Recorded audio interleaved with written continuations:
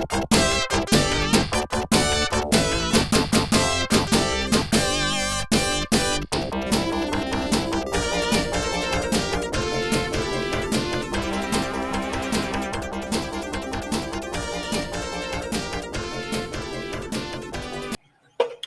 so welcome back to Newton's laws, or Unit 2 for dynamics. So in the last video, we talked about the first law.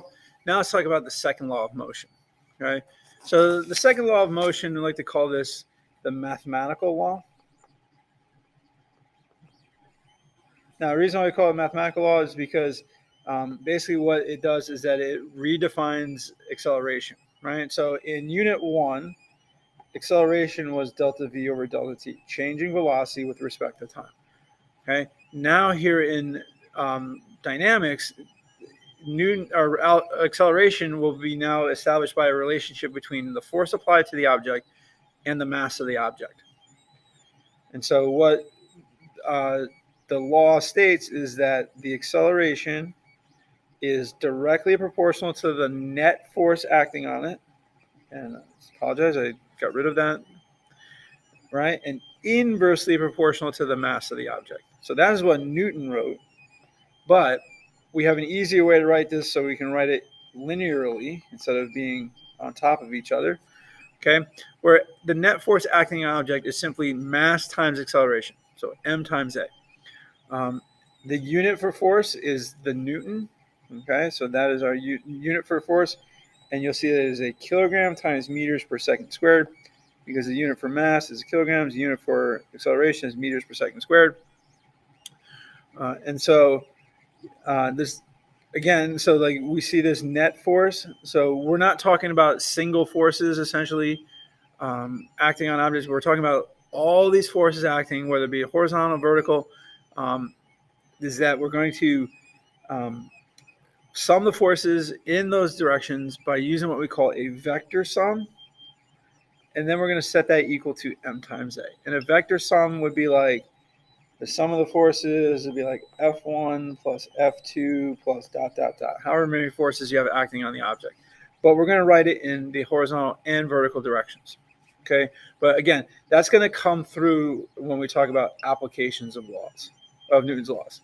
So here's an easy example. So I've got this 1,800 kilogram car, right? It's probably bigger than 1,800 kilograms, but it has an acceleration of 3.8 meters per second squared. What is the force acting on the car?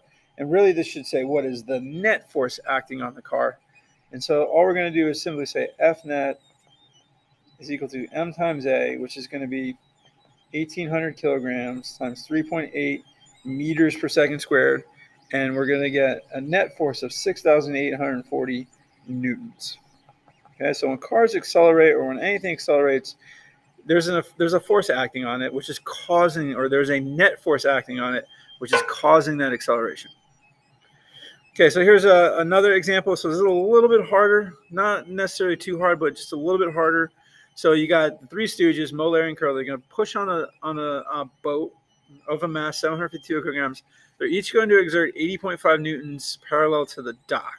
Okay, so one thing to also note is that the net force, right, and the acceleration, right, the direction of these two are going to be equal.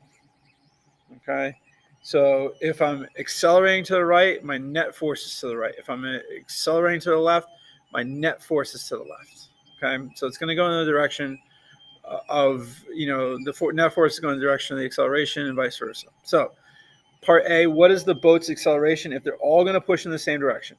So what that means is my net force is going to be the force caused by Moe plus the force caused by Larry plus the force caused by Curly.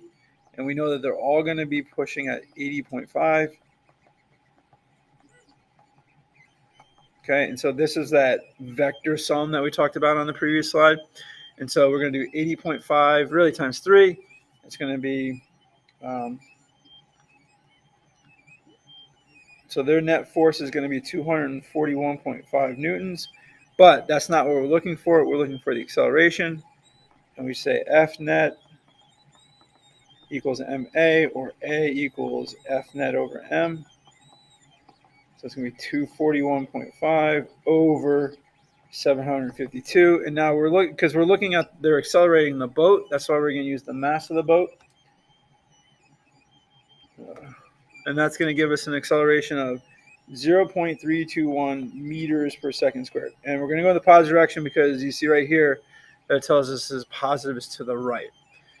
Okay, so now let's see what happens when this is the very typical, stooge thing, is that one's going to push against everybody. So here we have, in fact, it tells Larry and Curly are pushing one way, but so Larry and Curly are going to push to the left, and Mo is going to push to the right. Okay, so we have Mo's positive, Larry's negative, Curly's negative. And so it's going to be 80.5 minus 80.5 minus 80.5, right? And so these two would cancel each other. So the net force acting on the boat is negative 80.5 newtons. So again, now we want to find the acceleration. So it's going to be F net equals M times A equals F net over mass.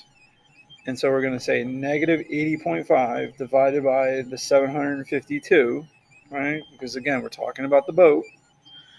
And that's going to give us an acceleration of negative 0.107 meters per second squared. So the boat here, in case B, part B, would be accelerating to the right, or excuse me, to the left, and in one, it'd be accelerating to the right.